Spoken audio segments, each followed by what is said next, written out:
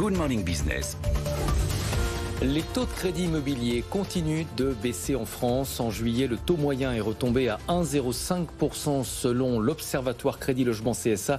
Il est en très léger recul par rapport à la moyenne de 1,06% qui avait été enregistrée au deuxième trimestre. C'est une bonne nouvelle évidemment pour les emprunteurs, mais encore faut-il pouvoir en profiter. Bonjour Maëlle Bernier, vous êtes porte-parole de meilleurtaux.com, merci d'être en duplex avec nous.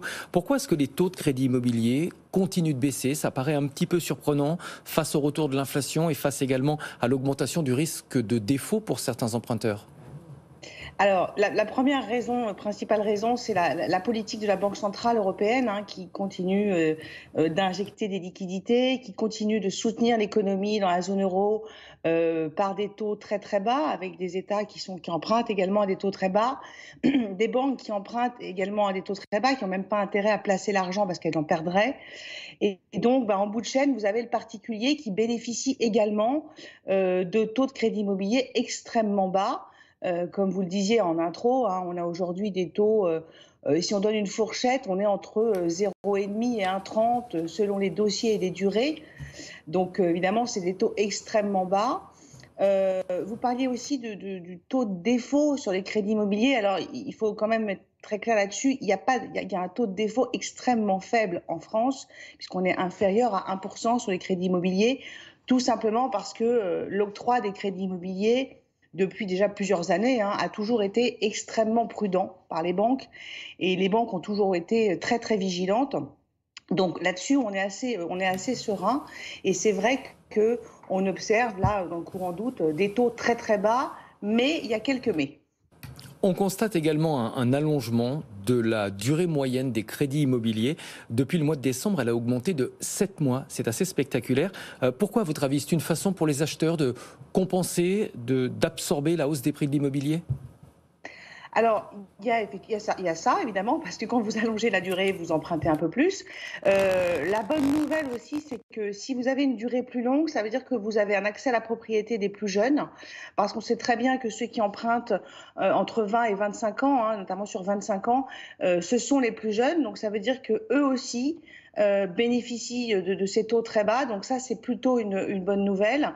Et c'est vrai qu'on a un changement de mentalité qui s'opère avec une génération qui a moins de 30 ans et qui se tourne vers la propriété, d'ailleurs depuis le Covid en fait, alors que ce n'était pas le cas auparavant, parce que la pierre reste la valeur refuge et parce que ils ont d'autres dépenses qui n'ont pas lieu. Donc du coup, acheter un bien devient, pourquoi pas, une priorité. Conditions de crédit très favorables avec toutefois un gros bémol concernant l'accès au crédit. Tout le monde ne peut pas bénéficier de cet accès au crédit. Les conditions sont en train de se durcir. Effectivement, alors les banques ont reçu des recommandations de la Banque de France, du HCSF, déjà en décembre 2019, puis en 2020. Et c'est vrai que pour être très clair, on leur a dit il ne faut pas dépasser 35% d'endettement. Assurance comprise. Ça veut dire qu'en gros, vous ne pouvez pas, si vous avez 3 000 € de revenus, vous ne pouvez pas dépasser plus de 1 100 € de crédit. Et dans ces 1 100 €, il faut faire rentrer la mensualité de crédit et l'assurance.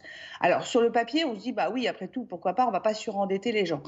Ce qui est vrai, c'est que les banques, précédemment, regardaient plutôt ce qu'on appelle la notion de reste à vivre et considéraient par exemple que selon les revenus, on pouvait augmenter un petit peu l'endettement, selon les charges du ménage. Quand on a un ménage qui gagne 4 000 € avec 4 enfants, c'est pas du tout la même chose qu'un jeune ménage qui va gagner 3 800 sans enfants. Vous voyez, le curseur n'est pas le même, les charges sont pas les mêmes. Donc c'est ce que faisaient les banques. On leur a demandé d'être plus strictes, donc de respecter ce critère d'endettement. Elles avaient une possibilité de dérogation, donc elles ont pas mal, même plutôt beaucoup dérogé au premier semestre 2001, plutôt à hauteur en gros de 30% des dossiers. Or, elles ne devaient pas dépasser 20% des dossiers. Donc on sait que ce qui arrive dans les mois qui viennent, c'est-à-dire que les banques n'ont plus de marge de manœuvre pour déroger à ces conditions et du coup elles vont devoir les appliquer de manière très stricte. Et donc on sait déjà que la rentrée, malheureusement, va être plus difficile avec des refus de prêts qui vont augmenter sur des catégories de gens qu'on aurait peut-être financés il y a encore 7-8 mois. Ouais, l'objectif du HCSF, le Haut Comité de Stabilité Financière, était de lutter contre le surendettement, vous l'avez dit.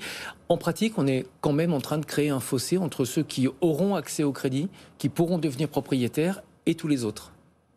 Alors, effectivement, hein, vous faites bien de le souligner parce qu'on va créer un fossé. Évidemment, on va créer un fossé entre les plus jeunes et les plus âgés qui ont de l'épargne, parce qu'en fait, le postulat de principe, c'est de dire les Français ont beaucoup épargné pendant le Covid, pendant le confinement. Alors, c'est vrai d'une catégorie de population. En général, ceux qui étaient plutôt CSP+, avec des CDI, eux, ils ont épargné, effectivement, mais les plus jeunes et les plus précaires, pas forcément. Donc il y avait cette notion de lutte contre le surendettement, mais c'est vrai que ce qui choque un peu là-dedans, c'est que si vous voulez, dans beaucoup de villes de France, alors évidemment on va mettre Paris et Bordeaux et toutes certaines très grandes villes, mais dans beaucoup d'endroits de France, vous payez la même chose en loyer que vous allez payer en achetant un bien. C'est-à-dire qu'on va vous demander à chaque fois 3 fois vos revenus pour avoir un loyer. De même qu'on va vous demander de gagner 3 fois pour avoir un crédit.